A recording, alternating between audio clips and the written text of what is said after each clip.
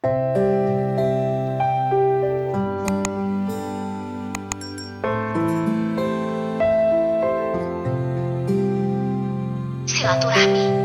Maksudnya, tanya aku memastikan. Jika dia juga sudah mengetahui perjodohan itu, kuharap dia duluan yang mulai membahasnya, jangan aku. Orang tua kita pernah berencana untuk menjodohkan kita. Ibu belum tahu. Aku tersentak untuk yang kedua kalinya. Aku menundukkan kepala. Berani sekali dia bertanya seperti itu. Membuatku salah tingkah dan tak tahu harus apa. Bapak tahu dari mana? Aku melontarkan pertanyaan bodoh. Tentu dari orang tuaku. Sahutnya. Dia lalu berdiri. Sekilas, kuintip dirinya yang mulai mondar-mandir dan terkadang membelakangiku. Penampilannya benar-benar syari, beda sekali dengan Jason. Pak Rahman ini seringkali menggunakan jubah atau baju koko.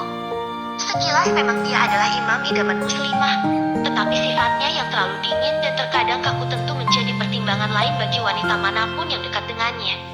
Pernikahan adalah hal yang sakral. Zaman sekarang ini sudah tidak etis lagi jika masih menjodoh-jodohkan. Ucapnya kemudian, menikah itu tentu dari hati. Bukan sekedar dua orang bersahabat dekat lalu berniat menjodohkan anaknya. Bukankah begitu, Bu? Tanyanya. Iya, Pak. Benar. Sahutku semangat. Sepertinya Pak Rahman juga tidak suka dengan perjodohan ini. Saya sendiri belum berniat untuk menikah. Memang, menikah itu adalah sunnah. Tetapi dengan catatan sudah harus siap lahir dan batin. Dan saya belum siap untuk itu. Dia kembali duduk di kursinya. Sementara aku masih mematung seperti sebelumnya. Saya setuju, Pak. Lalu sebaiknya apa yang harus kita lakukan? Tanyaku. Satu-satunya cara, Ibu terima untuk menjadi pembina asrama. Setidaknya 3 tahun ke depan kita masih aman dari perjodohan ini. Terlepas dari kita memang berjodoh ataupun tidak. Karena memang jodoh itu rahasia Allah. Paparnya. Baik, saya akan coba untuk bicara dengan orang tua saya lagi. Ucapku. Dia benar.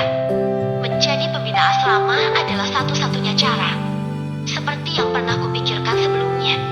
Cara ini bukan hanya untuk menghindari atau memundur perjodohan ini, tetapi juga untuk menunggu kedatangan Jason bagiku. Akhirnya permohonanku dikabulkan Umi dan Abi. Tetapi dengan syarat silaturahmi dulu dengan keluarga Pak Yahya. Hari ini mereka akan datang ke sini untuk bersilaturahmi. Kata Umi dan Abi, jika setelah acara silaturahmi ini, jika aku masih mantap untuk mengambil job menjadi pembina asrama itu nggak apa-apa.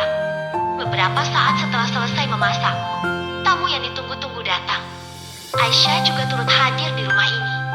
Aku yang sudah sangat dekat dengannya langsung duduk bersebelahan. Nak Rahman mana? Tanya Umi gak sabaran ingin bertemu. Masih di mobil, sahut Ustaz Yahya. Aku dan Umi serentak menengok ke arah mobil. Cilah, dia benar-benar berbeda. Ternyata Ustaz dingin seperti kulkas itu juga bisa bergaya. Aku cepat-cepat menundukkan pandangan takut ketahuan Abi jika aku memperhatikannya. Ayo, masuk. Ajak Umi. Aku izin pada Aisyah untuk meninggalkannya sebentar. Aku langsung ke belakang untuk menyiapkan minuman dan cemilan yang akan disuguhkan. Kehebohan terdengar dari depan sama. Yang paling dominan adalah suara Abi dan Ustaz Yahya. Silahkan, Pak, Bu. Aku mempersilahkan mereka untuk mencicipi hidangan. Setelah itu, aku duduk lagi di samping Aisyah. Aku gak nyangka loh kamu akan dijodohkan sama kakakku. Bisiknya. Aku juga gak tahu dengan perjodohan ini. Aisyah. Bisikku juga. Kami lalu ikut serta dalam obrolan hangat para orang tua itu. Sama sekali aku gak berani lagi melihat ke arah Pak Rahman. Nak Naila umurnya berapa sekarang? Tanya uminya Pak Rahman. 24 tahun. Bu. Sahutku. Wah, seumuran dengan Aisyah. Ya, ucap wanita anggun itu. Iya, Bu. Sahutku lagi. Harusnya dia juga udah dicariin jodoh nih. Bi, canda abangnya. Tumben sekali dia bisa bercanda. Kupikir kesehariannya gak pernah tertawa. Kali ini tak tertahan lagi pandanganku ke arahnya.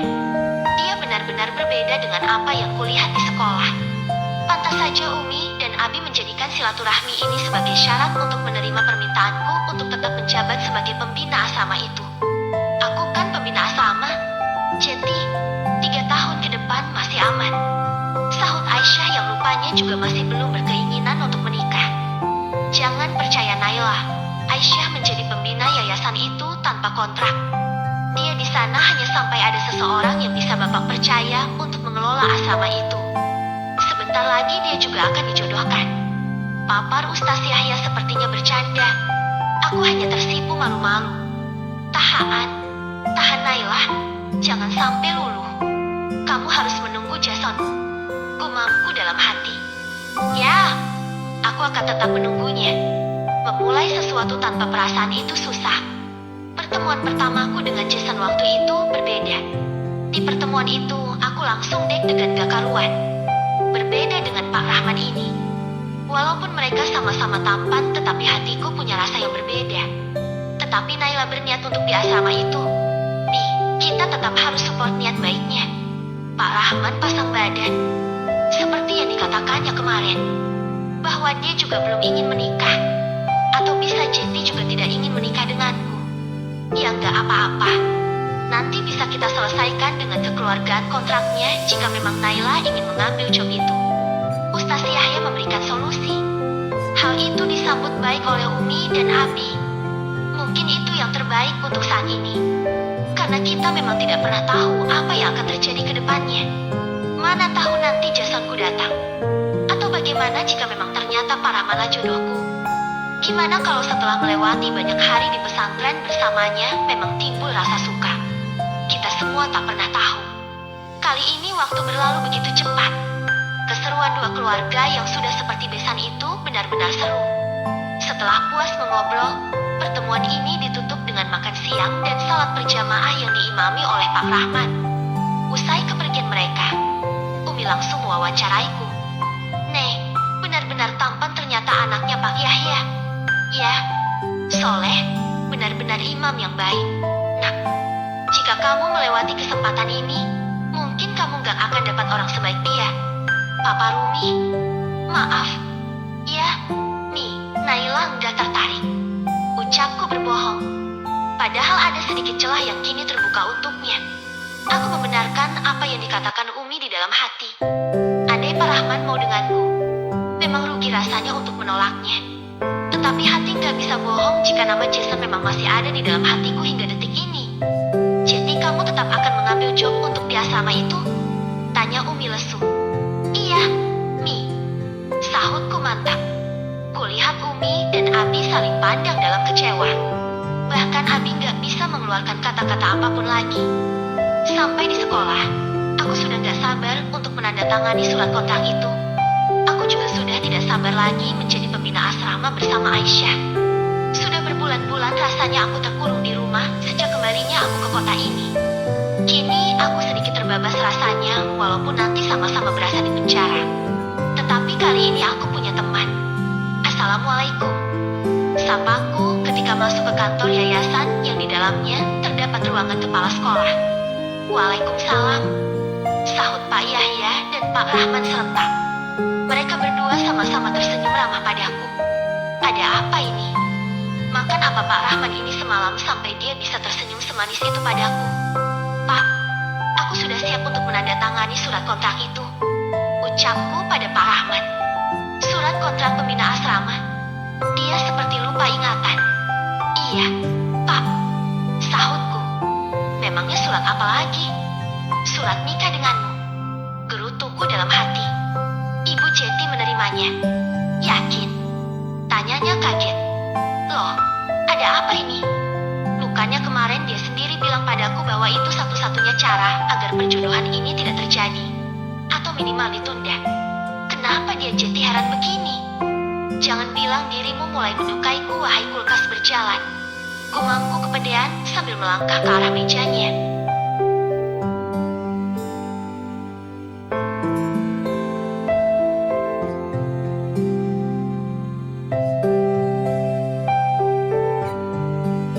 Berita mengejutkan. Iya, yakin. Sahutku. Oh, ya sudah. Ucapnya. Silakan duduk. lalu duduk di salah satu kursi yang ada di ruangan itu. Pak Rahman berjalan ke arah ruangannya. Nanti jika kamu berubah pikiran, bisa kita selesaikan dengan kekeluargaan. Nah, soal kontrak itu, Papa Rustas Yahya. Tumben beliau menagihku dengan sebutan nak. Terima kasih, Pak. Sahutku. Sama-sama. Ucapnya sambil melihat lagi ke arah koran yang dari tadi dibacanya. Pak Rahman kemudian kembali dengan surat kontrak di tangannya dan menyerahkan kertas itu padaku. Aku membaca lagi seluruh poin-poin yang ada di sana sebelum aku menandatangani kontrak itu di atas materai. Bismillah, akhirnya aku tanda tangani surat perjanjian itu. Alhamdulillah, sekarang Aisyah punya teman di sana, ucap Pak Rahman kepada abinya. Hari ini adalah hari pertamaku di asrama ini. Bahagia sekali rasanya. Selesai mengajar di jam pelajaran terakhir, aku dan Aisyah langsung naik ke lantai 3 yang merupakan asrama perempuan. Terima kasih, Nek. Kamu sudah bersedia di sini menemaniku, ucap Aisyah ketika kami berjalan menaiki tangga. Akulah yang harusnya berterima kasih, Aisyah, karena sudah diberi kesempatan yang sangat berharga ini. Kami lalu mengobrol-ngobrol ringan hingga sampai di lantai 3. Assalamualaikum, sapa Aisyah pada anak-anak yang sedang melakukan kegiatan bebas di asrama. Aku juga mengucapkan salam setelah Aisyah mengucapkannya. Waalaikumsalam, Ustazah. Sahut mereka semua bersalaman padaku dan Aisyah. Rasanya diri ini sangat tidak pantas dipanggil Ustazah. Tetapi mau bagaimana lagi? Di dalam aturan yang tertulis memang seperti itu. Jika pembina asrama akan sekaligus menjadi ustaz dan ustazah. Hari ini, kita semua kedatangan ustazah baru ya. Beliau adalah Bu Naila, untuk perkenalan resminya nanti malam setelah pengajian. Aisyah memberikan pengumuman. Para santri terlihat bahagia dengan kedatanganku. Setelah menyapa mereka, Aisyah mengajakku ke kamar pembina. Kamarnya cukup besar dan sangat rapi. Nuansa putih ruangan ini menambahkan kesan bersih. Kita sekamar berdua gak apa-apa deh, tanya Aisyah. Justru ini lebih baik, Aisyah, sahutku. Anggap seperti rumah sendiri, ya, ucapnya sambil membuka cadarnya. Masya Allah Aisyah, kamu cantik sekali, seruku. Aku yang wanita saja begitu takjub melihatnya. Dia benar-benar seperti bidadari surga yang nyasar ke dunia. Wafika barakallah, kamu juga sangat cantik, Nek. Pujinya merendah. Padahal aku gak ada apa-apanya dibandingkan dengan dirinya. Aku lalu menyusun barang-barangku yang tadi pagi belum sempat dirapikan karena bel masuk sudah berbunyi. Wah, kamu suka membaca novel? Tanyanya melihat koleksi novelku. Aku suka menulis, sahutku sambil menyusun novel-novelku. Maksudnya itu? Tanyanya sambil menunjuk novelku. Iya, ini tulisanku sendiri, ucapku. Wah, Nek, kamu hebat banget. Boleh ku baca? Dia begitu bersemangat. Tentu, sahutku. Tetapi mohon maaf jika ada di antara novel-novel itu yang tidak sesuai syariah. Karena aku masih perlu banyak belajar agama, dan dulunya aku bukanlah hamba yang taat. Akuku sebelum dia membaca novel remajaku. Ada yang kisah kamu sendiri? Tanyanya tanpa menghiraukan perkataanku. Yang ini, aku lalu memberikan novel Serpihan Hati padanya. Novel kesukaan Jason. Novel ini juga yang mempertemukanku dengannya dan membuatnya jatuh hati padaku. Sebentar lagi akan launching novel terbaruku, Cinta di Antara Tasbih dan Salib. Semoga dia membacanya juga, agar dia tahu bagaimana tersiksanya aku di sini menunggu. Wah, ucapnya sambil membuka halaman satu buku itu. Selanjutnya dia sudah asyik dengan bacaannya. Mungkin ini juga caranya aku memberitahu siapa aku yang sebenarnya padanya. Bahwa aku gak pantas sedikit pun bersanding dengan abangnya dan masuk ke dalam keluarganya. Aku hanyalah seorang pendosa yang sedang mendalami ilmu agama. Novel yang kuberikan padanya itu menceritakan kisah cintaku dengan Gilang yang pupus di tengah jalan karena adanya orang ketiga yang tak lain adalah sahabatku sendiri. Sakit rasanya, bahkan hingga kini. Sekarang kamu gak nulis lagi? Tanyanya beberapa menit kemudian. Masih? Lagi-lagi ini kisahku. Aku lalu terduduk di tepi ranjang tempat Aisyah berbaring. Tentang apa? Beritahu aku, Jika bagus nanti aku akan membelinya. Pancinya, tentang cinta beda agama. Kisahku dengan seorang Nasrani yang rela masuk Islam untuk menikahiku. Tetapi kami tetap berpisah karena Ami tetap hendak merestuiku. Itulah salah satu alasannya kenapa aku menerima kontrak selama 3 tahun ini. Aku masih mengharapkannya kembali. Semoga ketika kontrak ini berakhir dia sudah menjadi muslim yang taat. Paparku dengan mata menerawang. Lagi-lagi wajahnya bermain di ingatan. Amin, ucapnya. Jadi itu alasannya kamu gak mau dengan Bang Rahman. Tiba-tiba dia menyadarkanku bahwa aku sudah cerita pada orang yang salah masalah ini. Bukan, sama sekali bukan karena itu. Di samping harapanku yang masih ingin dipertemukan lagi dengannya, tentu aku juga menyadari bahwa jodoh itu di tangan Tuhan. Sekuat apapun kita mengejar, menunggu, jika Allah tidak menjodohkan kita dengan yang gak akan mungkin terlaksana. Begitu juga sebaliknya, jika Bang Rahman memang jodohku yang ditakdirkan Allah untukku, mau lari kemanapun tentu aku akan tetap berjodoh dengannya. Aku sengaja meyakinkan Aisyah agar tidak terjadi kesalahpahaman. Hanya saja, Bang Rahman terlalu tinggi untuk pendosa seperti aku, Aisyah. Beliau tidak pantas bersanding denganku. Paparku, jangan bicara begitu. Seperti yang kamu katakan tadi, jodoh kita nggak tahu siapa dan bagaimana. Jika kamu kira agamamu masih di bawah Bang Rahman, mana tahu Allah menjodohkannya untukmu untuk membimbingmu. Apa ya? Dan apa mungkin? Pak Rahman tidak mungkin menyukaiku. Ucapku lagi. Siapa bilang? Aisyah tertawa. Kenapa Aisyah? Kenapa tertawa? Tanyaku. Kamu ingin kubocorkan sesuatu? Tanyanya masih sedang tertawa. Ya, jawabku singkat berharap Aisyah tidak berubah pikiran. Hari kamu mengantarkan lamaran ke sekolah ini waktu itu. Setelah kamu pergi kami bertiga langsung membahasmu. Terang Aisyah. Membicarakan apa? Tanyaku penasaran dan gak sabar lagi menunggu intinya. Abi langsung bercerita pada Bang Rahman banyak hal tentang bahwa kamu adalah anak sahabat baiknya. Abi juga bertanya pada Bang Rahman apakah dia mau dijodohkan denganmu. Aisyah berhenti bicara. Dia menatapku dengan ekspresi menyebalkan, membuat kepalaku penuh dengan rasa penasaran. Lalu Pak Rahman jawab apa? Tanyaku benar-benar udah gak tahan lagi. Kulupakan sekejap harga diriku yang seharusnya menahan mulutku untuk menanyakan itu. Tetapi karena aku dan Aisyah benar-benar sudah sangat dekat bahkan sudah seperti saudara, maka aku nekat bertanya langsung ke intinya. Dia bilang, dia mau dijodohkan denganmu, tetapi tidak untuk menikah dalam waktu dekat. Bang Rahman itu baru saja menyelesaikan S2-nya, jadi dia belum berani untuk memikul tanggung jawab berumah tangga. Sementara Abi tetap menginginkan pernikahan ini cepat dilangsungkan karena ini sunnah dan Abi rasa gaji Bang Rahman di sini sudah cukup untuk berumah tangga. Aku melongo mendengarkan penjelasan Aisyah. Ini benar-benar di luar dugaan. Perlahan mulutku yang tadi menganga berubah menjadi tawa. Ini benar-benar kejutan yang tidak pernah aku bayangkan. Kini aku mulai bimbang dengan hatiku. Apakah aku akan berpaling dari Jason yang benar-benar sudah tak tahu rimbanya itu? Ataukah masih tetap menunggunya dengan menghabiskan sisa hidupku?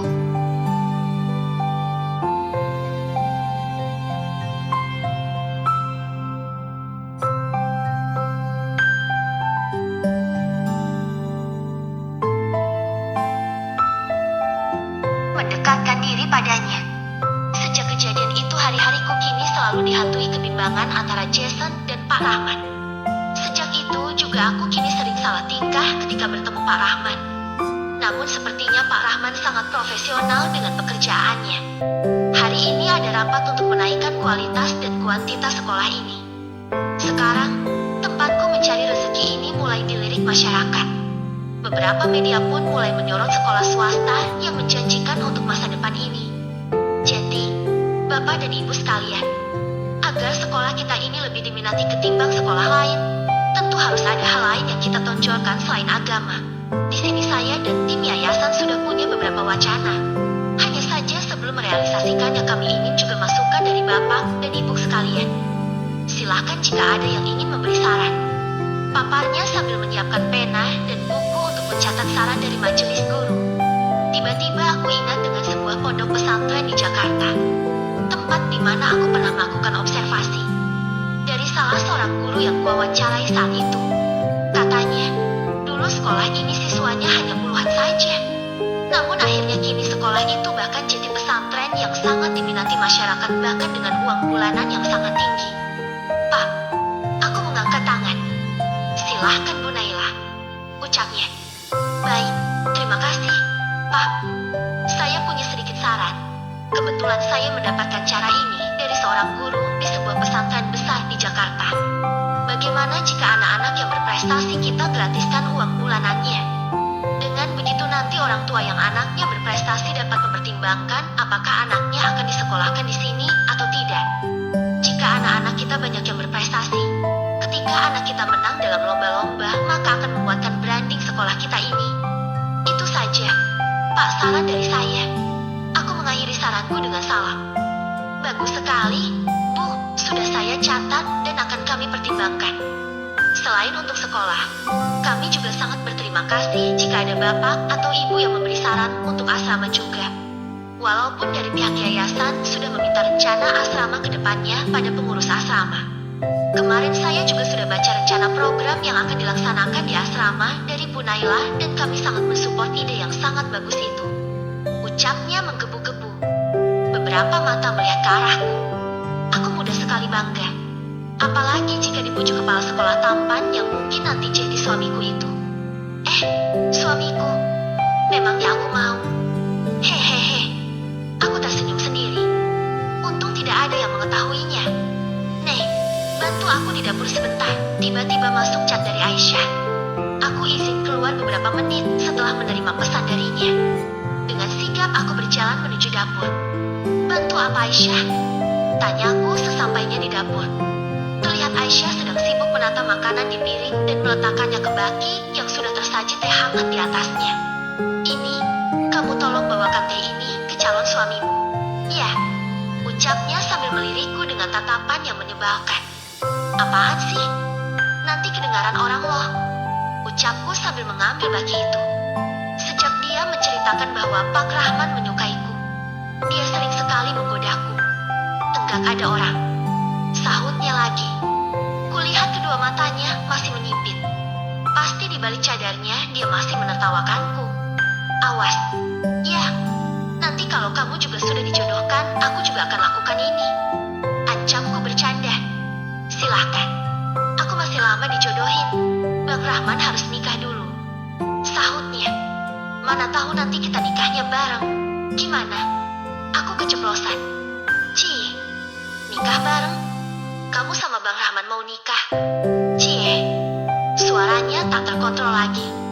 Bisa-bisanya anak ini beda banget sama abangnya yang berwibawa, yang cool, kalem. Ini anak ngerocos aja. Mana suaranya lenting banget lagi. Aku kembali meletakkan baki yang hendak kubawa dan cepat-cepat menutup mulutnya. Kami lalu bergelut karena dia berusaha melepaskan tanganku.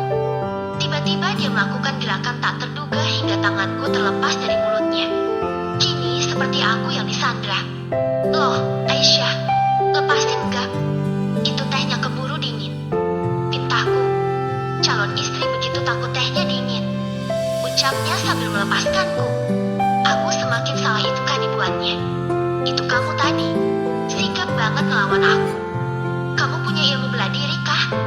Tanyaku benar-benar ingin tahu. Selain aku ingin mengganti topik pembicaraan. Iya, ini kungfu. Sahutnya. Wah, hebat sekali kamu. Pujiku. Aku kini makin kagum saja padanya. Setiap malam yang kulalui dengannya gak pernah sepi. Kami sekali bercerita sepanjang malam. Nanti malam ku agi cerita ini sebelum tidur. Ucapku sambil mengambil baki dan pergi meninggalkannya. Iya, sahutnya ketika aku sudah berada di depan pintu. Aku masuk kembali ke ruangan rapat. Berjalan ke depan ke arah Pak Rahman dan moderator lalu menyajikan minuman dan makanan ke mereka. Setiap langkahku terbayang terus candaan Aisyah kepadaku di dapur tadi. Ku gigit bibirku kuat-kuat agar bisa menahan senyum yang hendak muncul menghiasi bibir ini. Enggak lama setelah aku meletakkan hidangan, Aisyah juga masuk dengan membawa kotak snack untuk majelis guru. Aku membantunya untuk membagikan snack itu. Untung saja di depan orang Aisyah bisa menjaga sikap dan tidak mengolok-olokku. Malamnya setelah menyimak hafalan Quran santri, aku aku dan Aisyah masuk ke kamar. Seperti biasa, Aisyah menggunakan pakaian santai yang tidak tertutup. Kali ini dia memakai piyama panjang. Dengan rambut lurus indah tergerai. Aku kemudian menanyakan seputar ilmu bela dirinya itu. Ternyata dia sekeluarga memang diwajibkan punya ilmu bela diri oleh orang tuanya. Jika Aisyah mendalami kungfu, maka Pak Rahmat ternyata pemegang sabuk hitam karate. Setelah membahas ilmu bela diri, tiba-tiba aku kepikiran untuk menanyakan alasan dia menggunakan cadar. Aku bercadar ini sejak kuliah. Bukan karena apa, sebenarnya kan memang ini gak wajib. Hanya saja aku punya pengalaman buruk. Waktu itu di media sosialku ada yang memuji-mujiku. Di sana aku langsung merasa bersalah. Nih, dengan foto yang kita upload, orang bisa menjadi zina mata. Aku takut ikut terlibat dosa di dalamnya.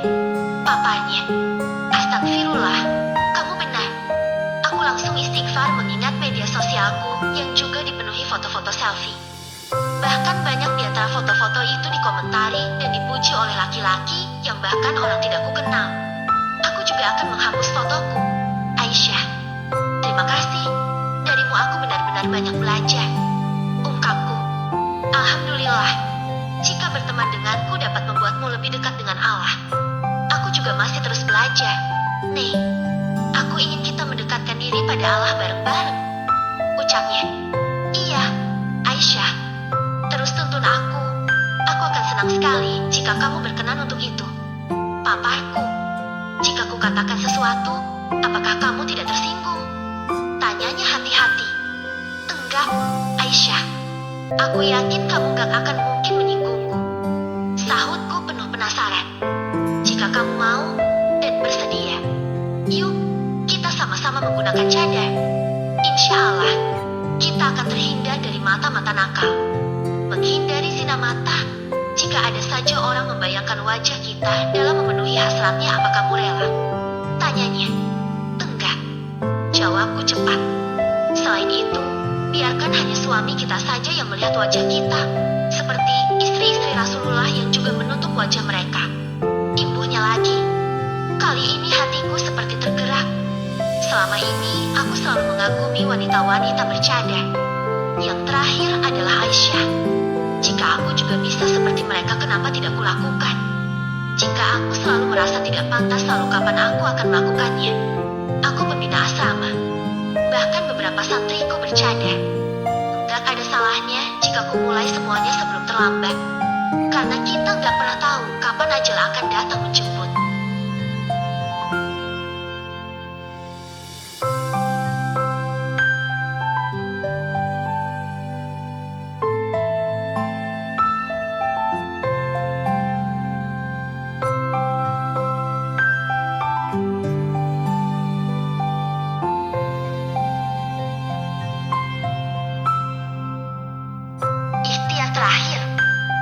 Sarapan pagi dengan Aisyah dan anak-anak, aku kembali ke kamar untuk bersiap.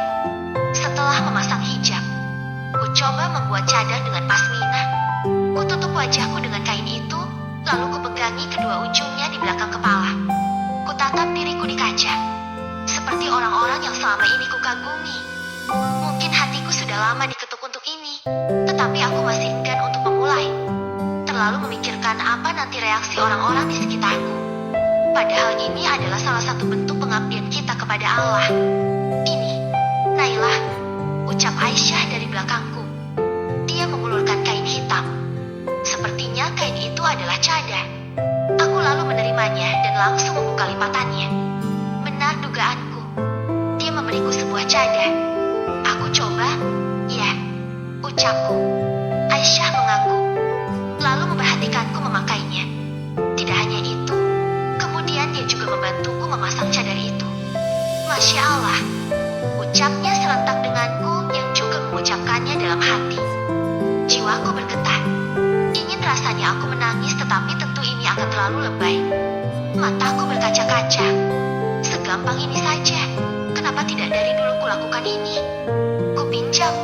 Ya, ucapku kemudian padanya. Tidak, Nei. Ini untukmu. Sebagai hadiah dariku. Terimalah. Pintanya.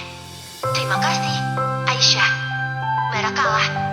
Lirihku masih dalam hati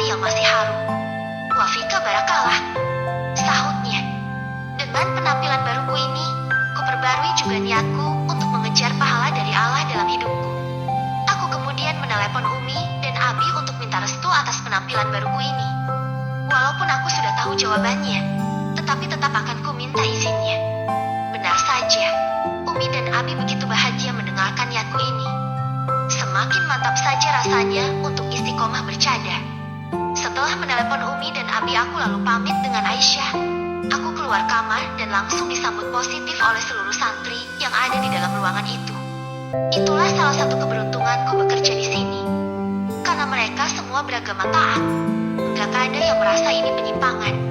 Enggak ada yang memandang sebelah mata seperti ketika aku bekerja di tempat yang tidak di bidang keagamaan seperti ini. Aku beruntung berada di dalam lingkungan pesantren ini. Aku pamit pada mereka semua untuk turun lebih dulu. Beberapa santri memilih untuk turun bersamaku ke kelas mereka yang sebentar lagi akan dimulai. Di bawah, aku bertemu dengan Pak Rahman yang datang dari arah parkiran. Kali ini, dia kedapatan sedang melongo ke arahku dengan langkahnya yang sangat lambat. Assalamualaikum, Pak. Sapaku sambil menundukkan kepala tanda menghargainya. Waalaikumsalam. Sahutnya seperti tersadar dari sebuah lamunan. Entah apa yang ada di pikirannya ketika melihat penampilanku yang kini sudah berubah. Masuk ke dalam kantor guru, teman-teman di sana juga kaget dengan perubahan penampilanku ini. Tetapi lagi-lagi mereka mensupport dan memujiku dengan kekaguman mereka. Seperti itu juga dulu aku ketika mengagumi orang-orang yang sudah lebih dulu berpakaian seperti ini. Dini hari, aku tak tidur lagi setelah sholat tahajud. Jemariku sudah tidak tahan lagi untuk menyelesaikan novel terbaruku yang tinggal satu bab lagi. Hari ini kebetulan jadwal mengajarku kosong. Jadi, setelah anak-anak sekolah nanti, aku bisa merevisi novel ini dan mengirimkan pada karyawan ayah untuk segera diproses. Aku benar-benar sudah gak sabar untuk memeluk bukuku ini. Mungkin ini adalah ikhtiar terakhirku untuk bisa menemukan Jason. Jika dia serius denganku, tentu dia gak akan lama-lama lagi menghilang dariku. Walaupun saat ini media sosialnya sudah tidak ada, tetapi aku yakin dia masih melihat aktivitasku di media sosial. Buku itu nanti akan kujual juga di media sosialku seperti buku-buku sebelumnya. Kemarin bukuku sudah open pre-order, aku langsung memposting iklannya di media sosialku. Kuharap dia melihat postingan ini dengan akun siapapun. Hampir sekali sejam aku melihat perkembangan postinganku itu. Berharap ada titik terang keberadaannya.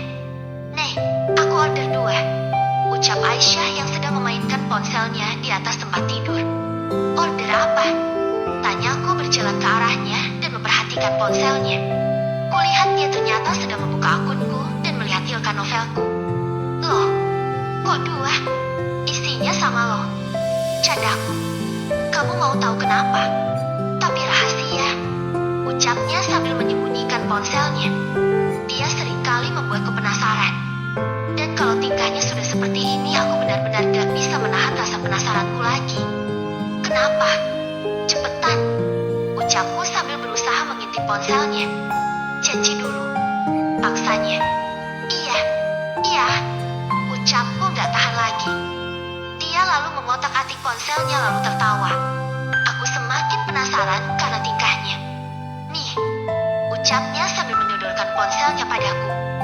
Kulihat di layar ponselnya kini terpampang chatnya dengan Pak Rahman. Abang, buku Naila udah terbit. Mau beli enggak? Begitu pesan darinya paling atas yang kulihat. Cinta di antara salib dan tasbih. Balas Pak Rahman. Yuhu. Jawab Aisyah dengan banyak sekali emotikon love-lovean. Pak Rahman membalas dengan emot tertawa dengan kepala miring begitu banyak. Iya, mau. Jawab Pak Rahman setelah emotikon itu. Aku tak kuasa lagi menahan tawa. Benar-benar aku gak menyangka ini. Loh, Aisyah, kenapa Pak Rahman tahu judul bukuku? Tanyaku yang tiba-tiba merasa bangga. Tahu dari mana lagi kalau bukan dariku? Sahutnya sambil tertawa jahat. Ih, aku sedikit mencubitnya. Biar kamu makin cepat jadi kakak iparku. Celetuknya. Tetapi aku gak enak jika Pak Rahman membaca ceritaku. Mana di sana ku jelaskan jika itu adalah kisahku sendiri. Nanti Pak Rahman berpikir negatif tentangku jika aku pernah berpacaran. Lirihku. Nih, tegak ada orang yang sempurna. Kita semua hanyalah manusia akhir zaman yang penuh dosa. Bang Rahman dulu juga pernah punya pacar kok. Pernyataan Aisyah membuatku kaget. Masa? Kok aku sulit percaya? percaya. Ucapku. Benar. Dulu sewaktu SMP Bang Rahman belum alim begini. Sholat juga kadang bolong. Dia dulunya sering dipukul Abi tangannya karena nggak sholat. Kenang Aisyah. Benarkah? Tanyaku sambil membayangkannya juga. Kupikir alimnya Pak Rahman ini sejak dari orok. Iya, Nih. Masa SMP itulah dia pernah pacaran. Cinta monyet gitu. Terus tamat SMP itu dipaksa Abi buat mondok. Sebenarnya sejak SMP sih, cuma waktu SMP itu dia nolak. Papar Aisyah. Terus putusnya kenapa? Tanyaku. Ya nggak tahu, namanya juga cinta monyet. Jawab Aisyah. Kalau kamu sendiri pernah pacaran? Kini aku mulai kepo juga dengan masa lalu Aisyah. Kagak. Gara-gara Bang Rahman Abi pernah kecolongan tuh. Aku jadi dikawal banget sampai teman-temanku pun Abi sama Umi hafal. Gerutunya. Padahal kamu pengen juga? Tanyaku iseng sambil tertawa. Ya pengen.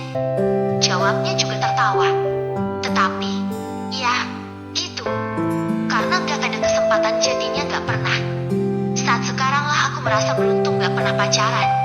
Makanya aku selalu pesankan ke anak-anak untuk tidak pacaran-pacaran. Paparnya. Dia benar. Andai waktuku bisa dikembalikan lagi. Rasanya juga ingin aku membuang jauh-jauh pengalamanku itu. Andai aku sudah bercadar seperti sekarang. Sudah bisa mengontrol diri seperti sekarang dan sudah sedekat ini sama Allah. Pasti gak akan ada rasa yang seharusnya gak ada itu di antara aku dan Jason. Tiba-tiba aku teringat lagi pada sosok itu. Cepat-cepat aku istighfar di dalam hati. Jujur, untuk masalah yang satu ini, aku benar-benar masih butuh tenaga ekstra untuk melawan pikiranku sendiri. Oh, iya, buku tadi. Aku pesenin dulu.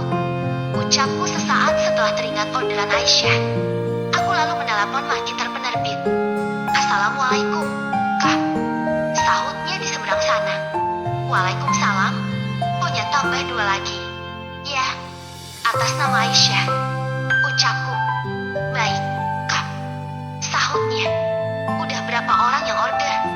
Tanyaku penasaran. Udah ada 56 buku. Dan yang pertama dari luar negeri. Jawabnya. Luar negeri. Negara mana? Tanyaku lagi. London. Ucapnya. Apa? London? Selama ini nggak pernah ada yang memesan buku dari sana. Kemungkinan besar itu adalah Jason. Secerca harapan kini kembali tiba. Bibirku melengkung seiring dengan bekerjanya syaraf-syaraf mata yang sepertinya sudah siap untuk memompa air yang ada di dalamnya.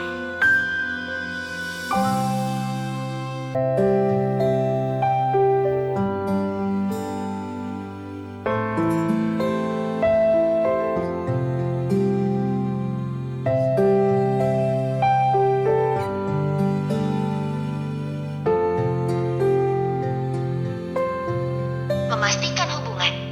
Aku mencoba mencari tahu tentang pemesan novelku yang berdomisili di London beberapa waktu lalu itu.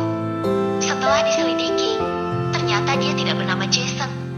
Marketerku bahkan kuminta untuk menyelidiki siapa orangnya.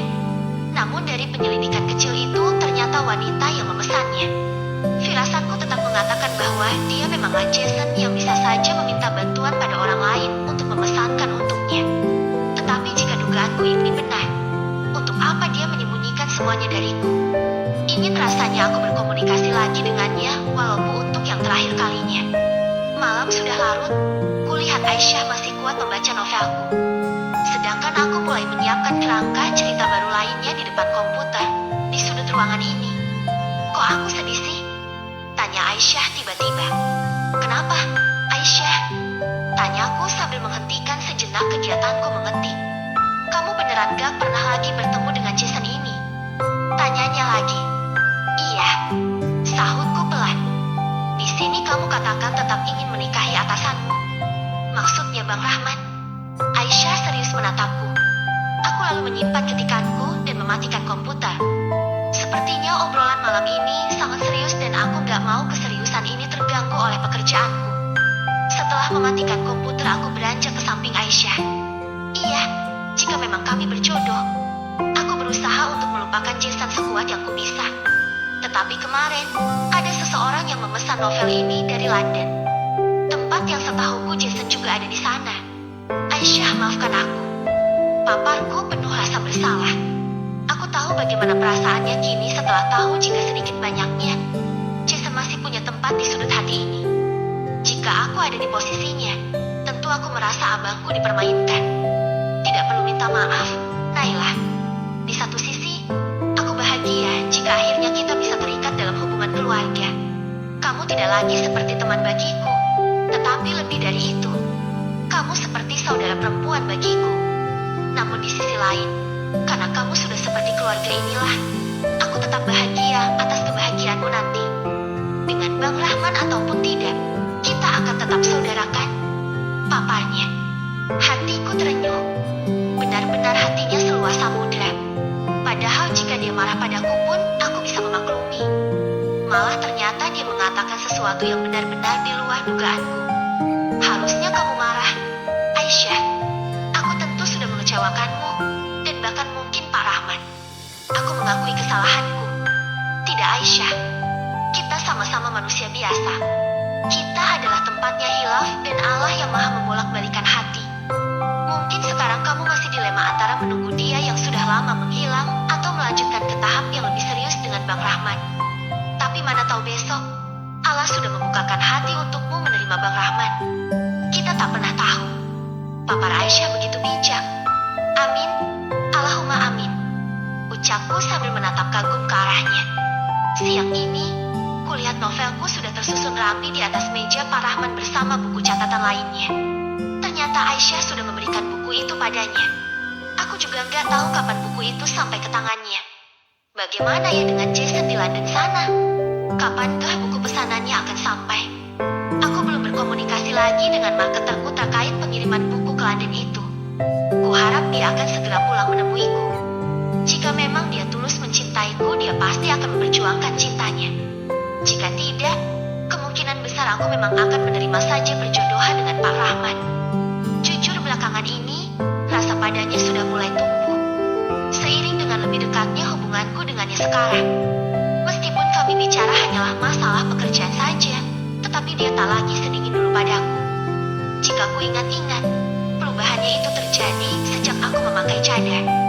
Mungkin memang bercadar adalah salah satu kriteria istri idamannya. Bunyi bel pulang membuat seluruh pikiranku buyar. Ku kemasi semua barang-barang kecilku dan ku masukkan ke dalam tas. Aku langsung menuju asrama. Baru saja hendak menaiki tangga, ponselku berbunyi. Ternyata telepon dari Umi. Assalamualaikum. Mi, aku memperlambat langkah. Hari ini kamu pulang. Ya, pinta Umi. Umi kenapa? Tanyaku cemas. Umi gak kenapa-kenapa. Nah, ada hal penting yang harus Umi bicarakan. Umi sudah izin dengan Pak Yahya. Papa Umi, bagaimana dengan Aisyah? Apakah dia juga sudah tahu ini? Tanyaku lagi. Sudah. Nah, kamu langsung pulang saja. Sahut Umi. Perasaanku gak enak takut ada apa-apa dengan Umi atau Abi. Cepat-cepat aku berbalik arah menuju parkiran. Tanpa pamit dengan siapapun di sekolah itu, aku langsung pulang menemui Umi. Enggak bisa berlama-lama, aku mengendarai mobil dengan kecepatan tinggi sambil terus berdoa minta keselamatan dan mendoakan agar tidak ada apa-apa dengan Umi ataupun Abi. Sampai di rumah, aku tidak sempat lagi memasukkan mobil ke garasi. Aku parkir di depan teras rumah dan langsung masuk. Ternyata benar, tidak ada apa-apa yang terjadi. Umi dan Abi malah sedang santai di ruang depan. Ada apa? Mi, tanyaku begitu sampai di depan pintu. Duduk dulu, ucap Umi. Aku kemudian duduk di hadapan mereka berdua dengan penuh tanda tanya. Begini, pihak Nak Rahman meminta untuk secepatnya taruh denganmu. Ini lebih baik, Nak, karena kedekatan kalian gak bisa terlalu lama.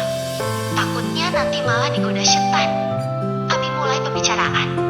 Sekarang aku mulai tahu arahnya kemana. Iya, Nak, Umi dan Abi benar-benar tidak memaksa kamu untuk mau menikah dengannya. Bagaimanapun yang menjalani semuanya adalah kamu dengannya. Kami sebagai orang tua hanya ingin yang terbaik dengan mengenalkan kalian. Sekarang giliran Umi yang bicara. Apakah tidak terlalu cepat? Mi, tanyaku. 24 tahun sudah waktunya. Nah,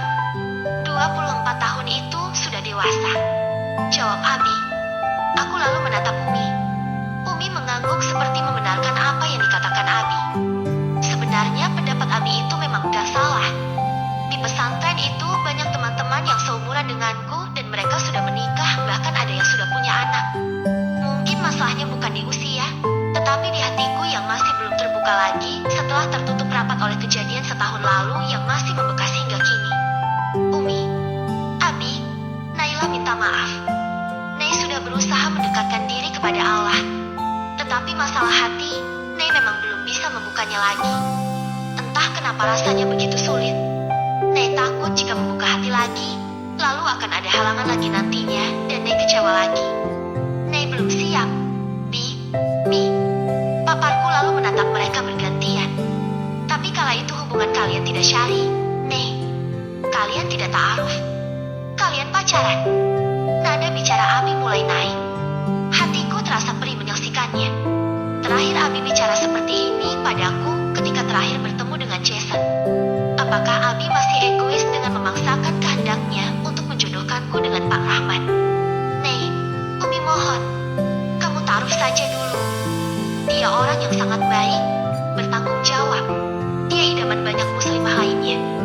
Jika setelah ta'aruf itu kamu memutuskan untuk tidak melanjutkannya, gak apa-apa. Jadinya Nak Rahman pun tak terhalang untuk ta'aruf dengan gadis lain. Dengan lembut Umi membujukku. Ser, darahku berdesir ketika Umi mengatakan Pak Rahman akan mencari gadis lain. Mungkin gak ada salahnya ku terima ta'aruf ini. Jangan sampai nanti Jason gak kembali dan Pak Rahman yang memang idaman kaum muslimah ini lepas ke tangan gadis lain. Mungkin akan lebih susah lagi bagiku untuk membuka hati. Baiklah, Mi, Nei akan coba. Sahutku tertunduk. Alhamdulillah, ucap Umi sambil bertatapan dengan Abi. Kulihat juga raut wajah bahagia kini ada di wajah Abi. Kalau begitu, Abi akan mengabari Yahya agar segera merencanakan ta'aruf ini. Abi terlihat begitu bersemangat. Bismillah, kuserahkan semuanya pada Allah.